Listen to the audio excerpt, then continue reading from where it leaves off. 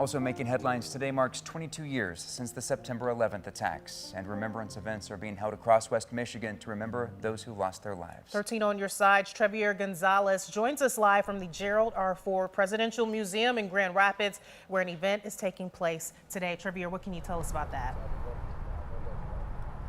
Hey, good morning, guys. We are really just an hour away. I can see a little bit of the setup already taking place. We're seeing fire, police crews, as well as the Boy Scouts of America really coming in. And one of the organizers really helping make this, tradition continue. Once again, a very solemn anniversary is Matt Keisch.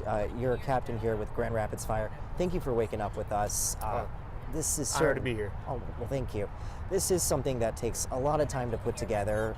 And, you've told me each and every year you usually are here to make this happen. Why is it important to make sure this appearance happens, even here in Grand Rapids? Well, it's important now for, especially our young kids, to realize what happened that didn't experience this, or maybe that did experience it, but to continue this tradition on. It's for the fire department, police department involved that day.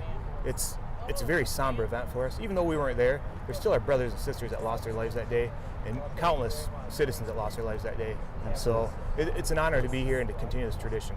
This is a moment where a lot of us will trade our stories of where we were. You don't necessarily have to go into it, but you talk about this brotherhood, and there's sort of a reason this even though we don't know these individuals, it's just, sort of almost an American thing to do.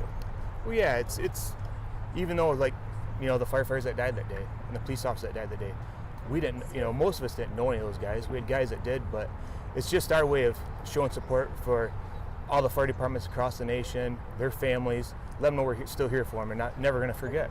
Absolutely. We're seeing some setup already happening. Can you kind of run us through how the fire department and the police and really everybody is sort of helping to make this happen? So the Boy Scouts are a big part of this. They're the ones that started this, and we're honored to be a part of it. So the police department, fire department got involved in this. I think they started this in 2002 it was. So we basically, this morning, we'll be here to raise and lower the flag, put it back at half staff. Then we'll do that again tonight at just before 8 o'clock. But we're also going to have Police Chief Eric Windstrom and Fire Chief Brad Brown here to speak tonight, along with, I believe, State Fire Marshal Kevin Selmer will be here, and I think maybe a couple of representatives from the state.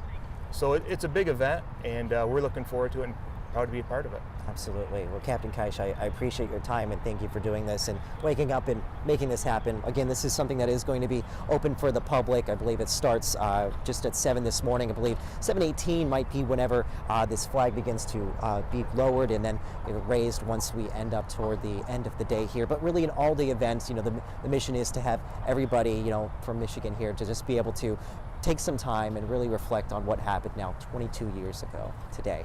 Now, for now, we are live here in Grand Rapids. Trevier Gonzalez, 13 on your side.